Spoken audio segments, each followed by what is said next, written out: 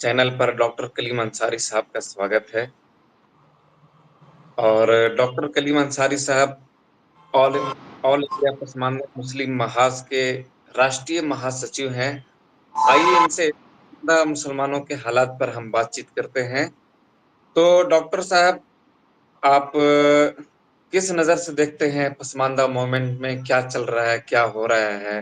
थोड़ी सी आप रोशनी डालिए। पसमानदा मुस्लिम महाज क्यों बनी, इसके बारे में हम बताते हैं आपको।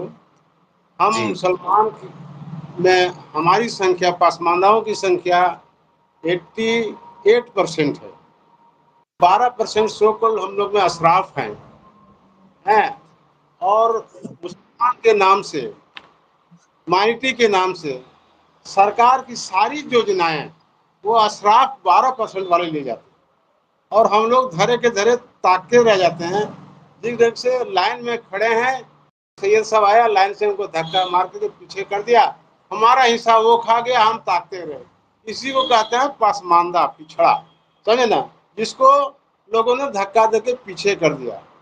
तो ये स्थिति हम लोगों का चलता रहा और हमारे बहुत से पूर्वज जो हैं, जैसे आसिम बिहारी साहब, अब्दुल कईम अंसारी ने भी कई तरह के प्लेटफॉर्म बना बना करके आवाज उठाई। बहुत हद तक कईम अंसारी साहब बिहार में कुछ कामयाब भी हुए और हम पसमानदाओं के लिए उन्होंने लड़ झगड़ के 5% रिजर्वेशन और फीस माफ करवा दी, जिसके बाद से हम जो पसमानदा लोग हैं कुछ पढ़ने लिखने लगे, ताकि स्कूल कॉलेज में फीस नहीं लगता था और पढ़ लिख के अगर कुछ गए तो 5% नौकरियों में रिजर्वेशन थी बिहार में। लेकिन इसको बाद में चल करके सो कॉल्ड वो अशराफ मुसलमान, इसको भी तोड़ दिया, हम लोग का फीस भी तोड़ दिया। उस वक्त मैं पटना में पढ़ता था, तो हम जितना पसमानदा लड़के लोग हैं, विद्यार्थी थे, सब मिलकर फिर इकट्ठा हुए और गवर्नर का जाके घेराव किए। कई अंसारी साहब उस समय राज्यसभा में थे, हैं, हम लोगों ने उनको खबर की।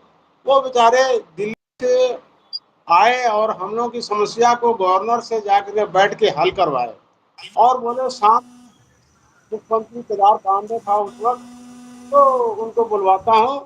पटना के अंजुमन, उनको बुलाया गया और हम सारे पसमानदा लड़के लोग वहां जमा हुए। अंसारी साहब ने कहा कि साहब, ये आपका कांग्रेस का एकदम इन लोग वफादार केडर है, जो पूरे बिहार में रह करके गांव गांव से शहर तक इन लोग कांग्रेस का काम करता रहता है, और उस कांग्रेस के काम करने वाले गरीब पसमानदा बच्चों का फीस आपने तोड़ दिया। तो और ऐसे समय तोड़ दिया, ठीक परीक्षा के समय आपने तोड़ा कि ये फॉर्म नहीं भर सके। तो अगर आप इसको नहीं करेंगे तो मैं भीख मांग करके इन सारे बच्चों का फीस जमा करा दूंगा, लेकिन इसकी पढ़ाई मैं रुकने नहीं दूंगा। केदार पांडे बेचारे वो मान गए और तुरंत वारंट निकाले कि नहीं, फीस नहीं तोड़ी जाएगी। तो इस ढंग से हम लोग का जो सरकार की कोई जो चीज मिलती थी, उसको अशराफ लोग जो है यह कह करके कि हम मुसलमान सब बराबर हैं, हम में कोई छोटा बड़ा नहीं है, हम में कोई ऊंच नीच नहीं है। लेकिन भाई, इस्लाम में तो ये चीज है कि ठीक है, इस्लाम में सारे लोग बराबर हैं, लेकिन मुसलमान यहाँ का जो है, यहाँ कास्ट बना दिया, जात बना दिया, ऊंच बना दिया, नीच बना दिया, और इस ढंग से हम लोग का शोषण कर रहा है। मुसलमान के नाम से सारी मलाई वो सो कॉल्ड जो 12% के लोग हैं वो खा जाते थे, और हमारे लोग जो है वो ताकते रह गए। इस मूवमेंट को 1978 में ताल स्टेडियम कटोरी स्टेडियम में दिल्ली में पसमानदाओं ने सारिक माजिद अंसारी और डॉक्टर कुरैशी के नेतृत्व में वहाँ पर जमा हुए। उसमें सारे हिंदुस्तान के सारे तरह के लोग, महाराष्ट्र, बम्बई में या हैदराबाद, पंजाब, सारे लोग, बंगाल, कलकत्ता से लोग जुटे और इसकी अपनी भाई उन्होंने, लेकिन वह कर दिया। फिर मंडल कमीशन की बात आई, हम लोग मुसलमानों तो कहीं नहीं थे, बिहार में हम लोग को मिल रहा था रिजर्वेशन पिछड़ा का। मंडल कमीशन आने के बाद हम पसमानदा मुसलमानों को पिछड़ा का दर्जा दे दिया गया। लेकिन इसके बाद भी उन लोगों को पेट में दर्द होने लगा कि ये मुसलमान, कहीं नहीं मुसलमान में ये सब चीज़ है ही नहीं, फलना नहीं, चिलना नहीं। आपको हम बताएं कि आज़ादी होने के बाद, आज़ादी से पहले हमारे धोबी को रिजर्वेशन मिलता था, जैसे हिंदू धोबी को रिजर्वेशन शेड्यूल कास्ट का मिलता है, उसी तरह से हमारे धोबी को भी शेड्यूल कास्ट का मिलता था, रिजर्वेशन मिलता था, हमारे भी नट को मिलता था। लेकिन यह 10 अगस्त 1950 को नेहरू ने एक छल पंत्र के मौलाना आजाद को और लखनऊ के नवाब को और चार तीन तीन मेयर और जो हैं जो फॉरवर्ड मुसलमान ही थे, अशराफ मुसलमान ही थे, उन लोगों को करके और यह कह के कटवा दिया कि मुसलमानों में बड़ा छोटा नहीं है, मुसलमानों में कोई जात पात नहीं, मुसलमानों में कोई छुआछूत नहीं। क्या हम पूछ सकते हैं कि एक भंगी मुसलमान को सैयद साहब के यहाँ इफ्तार की दावत में भी कहीं दावत मिलती है? क्या एक सैयद जो है कभी जाके भंगी के यहाँ अपना इफ्तार किए हैं या करते हैं? तो इस ढंग की बात है। हम मस्जिद में नमाज पढ़ने के लिए सब बराबर हैं, लेकिन मस्जिद से निकल गए तो हम जोलाए हो गए, हम नाई हो गए, हाँ हम कलाल हो गए हैं, और वो बेचारा मतलब कि अफराफ को मैंने अल्लाह ताला ने उस जैसे हिंदुओं में वर्ण व्यवस्था है, उसी तरह से मुसलमानों में भी एक शेख सैयद पठान मुगल वर्ण व्यवस्था बना दिया और हम लोग को उन लोगों ने नीच बना दिया, नीच बना के रखा। और जब आप सबसे बड़ा चीज वो मिल जाता है, वो उसको हड़प लेते हैं, और हमारे बच्चे जो हैं पढ़े लिखे होकर के भी बेकार होकर नौकरी नहीं लग पाती है। मैंने तो हम लोगों का ये जो हुआ कि नहीं साहब, हम लोग अपनी हिस्सेदारी लेंगे। इसी के इस मोमेंट को अली अनवर साहब ने उठाया और आगे बढ़ाने की कोशिश किया, और बहुत हद तक वो कामयाब भी हुए। और कामयाब हुए तो मसावत की जंग उन्होंने एक किताब लिखी जो काफ़ी पॉपुलर भी हुआ, और सारे समाज में लोग जाना कि भाई मुसलमानों भी कैटेगराइज है। इसके बाद अली अनवर साहब 2 बार राज्यसभा में चले गए इसी पसमानदा आवाज पर, लेकिन बहुत अफसोस रहा कि अली अनवर साहब 2 बार राज्यसभा में चले गए, लेकिन राज्यसभा में जब गए तो पसमानदा मुसलमान की आवाज उसने कभी सदन में नहीं उठाई। तो लोगों को लगा कि हाँ ये भी वही धोखा ही हो रहा है। तो हम लोगों ने पाकिस्तान के और जो एक्टिविटीज लोग हैं, हमारे जैसे लोग रहे हैं, उन लोगों को ये सोच में आई कि नहीं भाई, हम पासमानदा अली अनवर साहब का पासमानदा उनके पॉकेट तक ही रह गए। ऐसा लगा जैसे कि अली अनवर साहब ने इसको पैदा किया, अली अनवर साहब मरने के बाद इसको कब्र में लेते चले जाएंगे, और ये पासमानदा गवर्नमेंट जो है पासमानदा मुस्लिम मोहम्मद जो रहा वो अपने पॉकेट में संस्था चली गई। तो हम लोग सोशल मीडिया के विषय संकट शुरू किया। कोरोना जैसा समय में ऐसा हुआ कि बैठे रहे कुछ कुछ ना कुछ, मतलब कि मोबाइल से लोगों को संपर्क काटना शुरू कर दिए। और उसी 2020 2021 में कोरोना के समय ही ने हम लोग सोशल मीडिया पर पासमानदा मुस्लिम महाज, ऑल इंडिया पासमानदा मुस्लिम महाज जो अली अनवर साहब का था वो रजिस्टर्ड नहीं थी, हम लोगों ने इसको रजिस्ट्रेशन करा लिया एज ए ट्रस्ट के रूप में। ट्रस्ट के रूप में जब हम लोगों ने रजिस्ट्रेशन करा लिया, तब फिर हम लोग अपना संगठन इसको मान ले ठीक है, हम लोग शुरू किया इसके यूपी से, इसको बिहार लाए, झारखंड लाए, पंजाब ले गए, हरियाणा ले गए, बंगाल, उड़ीसा ले गए। इस ढंग से अभी हमारी संगठन जो है 14 प्रोविंस में यह काम कर रही है। और हम लोगों ने लखनऊ में इसका ये कॉन्फ्रेंस किया और इंडिया का, तो उसमें कॉन्फ्रेंस में हम लोगों ने देखा कि भाई हम लोगों को सारी पार्टियां जिसको हम वोट देते जा रहे हैं, आज़ादी के बाद से कांग्रेस को, सपा को, राजद को, कम्युनिस्ट को हम लोग वोट देते रहे, लेकिन वह हमको कभी भी पसमानदा का के बारे में कभी सोचा नहीं। उसमें जो सारे नेता जो थे सब अशराफी थे, तो मुसलमान के नाम से जो भी मलाई अगर कुछ मिलता था तो सब अशराफ काट के लेते चले। तो सितंबर 23 में हम लोगों ने एक तो ऑल इंडिया मुस्लिम महाज का एक लखनऊ में कॉन्फ्रेंस लिया, और कॉन्फ्रेंस में जब यह बात हमने तय कर दी कि साहब हम लोग को सिर्फ यूज इन लोग करता है बीजेपी हराओ, बीजेपी हराओ, जब इलेक्शन आता है तो सब मुसलमान एक हो जाओ, बीजेपी का हरा तो सब मुसलमान एक हो जाओ, लेकिन मलाई काटने के आ जाओ तो हम जुलाहा हो गए, हम दुनिया हो गए, हम कलाल हो गए, हम नट हो गए, बंजारा हो गए। इस ढंग से हमें बांट करके और हमारी सारी मलाई जो सरकार देती है उसको वो लोग खा लेते हैं। तो उसमें हम लोगों ने एक डिसीजन लिया कि भाई जिसकी जितनी जनसंख्या उसकी उतनी हिस्सेदारी है, ये हमारे संवैधानिक अधिकार है कि भाई जिसकी जितनी जनसंख्या है उसके मुताबिक उसकी भागीदारी होनी चाहिए।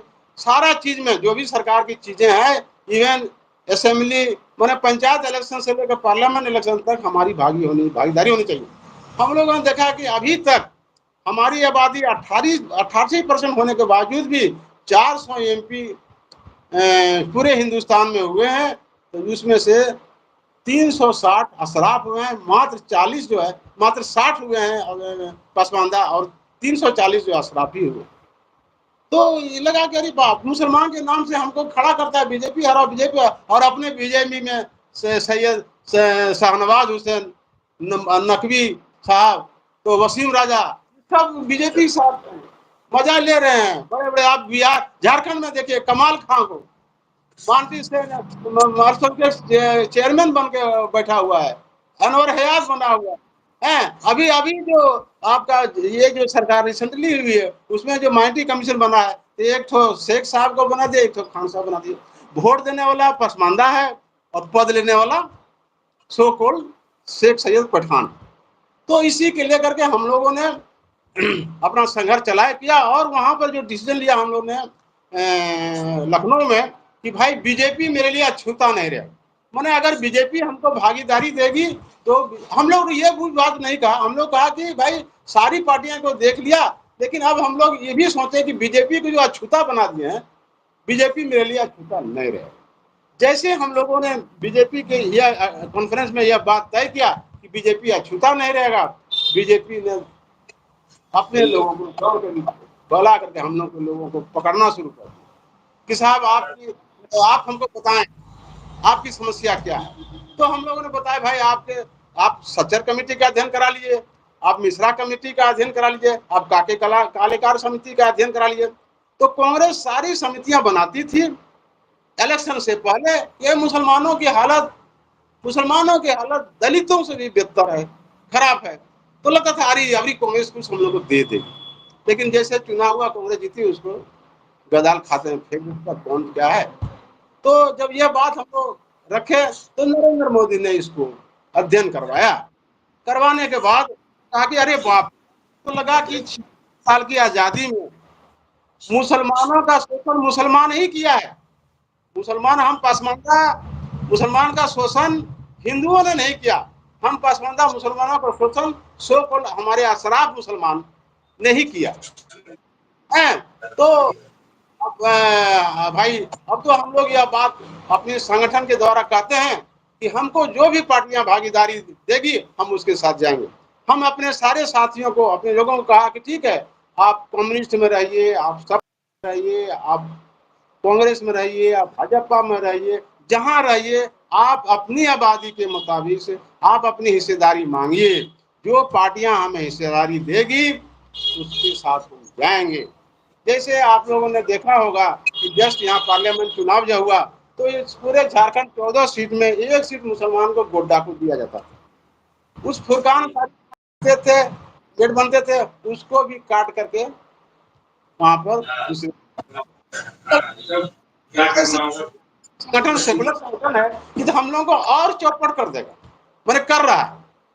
तब एक साधारण सी बात आपको बता रहा हूँ, जयराम महतो एक क्रांतिकारी युवा लड़का है जो बल से लोगों के बीच जा करके एक संगठन बनाया और उसने झारखंड की जो मूल समस्या है उसको उठाया। तो हम लोग को लगा कि लगता नया लड़का है और यह भी कुछ करेगा। तो हम लोगों ने कहा कि भाई हमारी ही भागीदारी होनी चाहिए। तो उसने संवाद किया, तो लगा कि चलिए जयराम महतो 8 सीट लड़ा है, 1 सीट तो हम पसमानदा मुसलमान को दिया। तो हम लोगों ने उसको सपोर्ट भी किया। सपोर्ट करने के बाद जयराम महतो के बारे में जो कहता था कि 10 वोट लाएगा, वो आदमी दिखा दिया कि 10 नहीं, हम 3-3 4-4 लाख वोट करके भी हम ला करके सेकंड रहे, थर्ड रहे, सारी सेकुलर पार्टियां की हवा निकाल दिया। तो इस ढंग से हम लोग का है कि मेन चीज है कि साहब हमारी भागीदारी हमारी आबादी के मुताबिक जो भी देगा हम उसके साथ हैं। हम किसी कांग्रेस का, सपा का, राजद का, सीपीआई का गुलाम नहीं, और भाजपा मेरे लिए अछूता भी नहीं। तो और डॉक्टर साहब, पसमानदा मूवमेंट में क्या हो रहा है, क्या क्या तैयारियां चल रही है, क्या मतलब कि पासमानदा तहरीक? मोहम्मद का तो भाई, हम चले थे अकेले, लेकिन धीरे धीरे की तरफ बढ़ते गए और हमें लोग, सारे लोग जुड़ता गया। मैं चला था बिहार की धरती से, अभी यूपी पहुंच गया, पंजाब पहुंच गए, हरियाणा पहुंच गए, दिल्ली पहुंच गए, हैदराबाद पहुंच गए, बंगाल पहुंच गए, उड़ीसा पहुंच गए। और हम लोगों ने यही 28 जुलाई 2024 को ऑल इंडिया पसमानदा मुस्लिम महाज की, जैसे झारखंड में आप ऑफिस चला रहे हैं, उसी तरह से ऑल इंडिया पसमानदा मुस्लिम का एक महाज का एक ऑफिस इनॉग्रेशन हुआ, जिसमें मैं उसमें शरीक था। और काफी पसमानदा के लोग जुटे थे। और पसमानदा बरादरियां जो बहुत तरह की हैं, जैसे कलाल है, दुनिया है, कसाई है, कुंजड़ा है, अंसारी है, जुल्हा है, ये बंजारा है, भंगी है, हलाल खोर है, ये सारी बरादरी के लोगों को दिल्ली के इस जो कॉन्फ्रेंस, जो उद्घाटन था मेरी ऑफिस की, उसमें लोग आए और शरीक हुए। और लोगों ने एहसास किया कि वास्तव में हम लोग को अब इकट्ठा होकर के अपनी मांग को मनवाना होगा, अपनी हिस्सेदारी को लेना होगा। जो मेरी कुर्सी पर बैठा है उसको धक्का देके बाहर करेंगे। और आप देखे होंगे कि थोड़ा सा इस पसमानदा का जो जागरूकता जो हुआ, तो आज भाजपा में जो सैयदवाद जो पूरा जमाए हुए था, शाहनवाज हुसैन को, नकवी साहब को, वसीम राजा को, मैंने सैयद विहीन हो गया भाजपा। अब कहता भाई मैं तो आपके सैयद दुश्मन को हटा दिया, आप मेरे साथ आइए। और यूपी में उसने तो हमको पार्लियामेंट और असेंबली में टिकट नहीं दिया, यह बात सही है, लेकिन पंचायत चुनाव जो हुई, नगर विकास के जो चुनाव हुए, उसमें हमको उसने भागीदारिता दी। भागीदारिता इस रूप से कि वहां पर नगर विकास का जब चुनाव होने लगा, तो बड़े बड़े शहर में मेयर होते हैं, तो 17 शहर यूपी के अंदर मेयर था, और 35 शहर जो है उसका चेयरमैन के लायक, और बाकी सब जो है नगर पंचायत है। तो हम लोगों को बोला कि भाई 17 जो मेयर का है वो हमको आप दे दीजिए, 35 जो चेयरमैन का है उसको हम आपको दे, और वार्ड परिषद में भी हमारे लोगों को दिया। तो जानते हैं, इतिहास का ये गवाह है, इसका साक्षात है। ये 17 में 17 उसका मेयर जीत गया, और 35 में 32 पसमानदा का चेयरमैन जीत गया। और 392 पार्षद को जो दिया था, उसमें से 70% पार्षद मेरा जीत गया। तो हमको लगा कि ये वास्तव में इसने जो वादा किया, जो कहा है अच्छा, तो वो निभाने जा रहा है। हाँ ठीक है। तो हम लोगों ने बोला भाई हम लोगों को तो आपके मिनिस्ट्री ऑफ फॉर्म में जगह नहीं दिया आपने। तो बोला देखिए, हमने तो आपको नहीं दे सके, से बनाएंगे, लेकिन हम उपाय करेंगे। उपाय क्या, उसने दानिश आजाद अंसारी को योगी के मंडल में तो बुला करके मंत्री का शपथ दिलवाया, अपने कैबिनेट में लाया। और वह कैबिनेट किसका था? वसीम राजा का था। वो सैयद साहब थी, जो उसको हटा करके इसके जगह पे इनको रखा, और इनको फिर बाद में एमएलसी ले गया है। और हम पसमानदाओं की समस्या, बीजेपी जो है, जैसे सब बीजेपी का नारा जो है, सबका साथ, सबका विश्वास, सबका विकास, तो उस ढंग की जो प्लानिंग था, सबका साथ सबका विश्वास है, उसमें उसने हम कहीं भागीदारी दिया। और नरेंद्र मोदी ने कई बार उसे हैदराबाद की मीटिंग में पसमानदा के बारे में जिक्र किया, उन्होंने भोपाल की मीटिंग में जिक्र किया, उन्होंने दिल्ली की मीटिंग में किया, और वो सब करने के बाद भी गत साल लाल किला पर भी उसने पसमानदा का जिक्र किया, और अपने लोगों को हिदायत किया कि आप पसमानदा मुसलमानों की समस्या सुने, उसके पास जाएं, उसकी समस्या सुने। वो नहीं आएगा आपके पास, आप उनके पास जाएं, और सरकार की सबका साथ सबका विकास सबका विश्वास के तहत उनकी जो भी योजनाएं, कल्याणकारी योजना है, जैसे पेंशन अगर किसी पसमानदा मुसलमान को नहीं मिला तो उसको दिला दीजिए, राशन उसको किसी गरीब मुसलमान को नहीं मिल रहा है तो उसको दिला दीजिए, किसी का आवास नहीं मिल रहा है तो उसको दिला दीजिए। तो इस ढंग से हम देखा कि जो जिसको हमने जिंदगी भर वोट दिया वो हमें कभी पूछा नहीं, और ये भाजपा हो रहा, भाजपा हो रहा, वो भाजपा अपना जगह दिया। हाँ, और आगे भी तेरा आप लोगों को याद होगा आजमगढ़ का सीट, जो आजमगढ़ के बपोती था, मुझे लगता था कि पैदा हुआ और आजमगढ़ का ही सब एमएलए एमपी होगा। उस आजमगढ़ का जब वहां पर उस सीट क्या जब हुआ तो वहां पर एक शफीक अंसारी को दिया, जो जीत करके एमएलए है। और शफीक साहब भी है, और शफीक साहब की बीवी जो चेयरमैन में 35 को मिला था, उसमें रामपुर की चेयरमैन आई एक पसमानदा महिला है।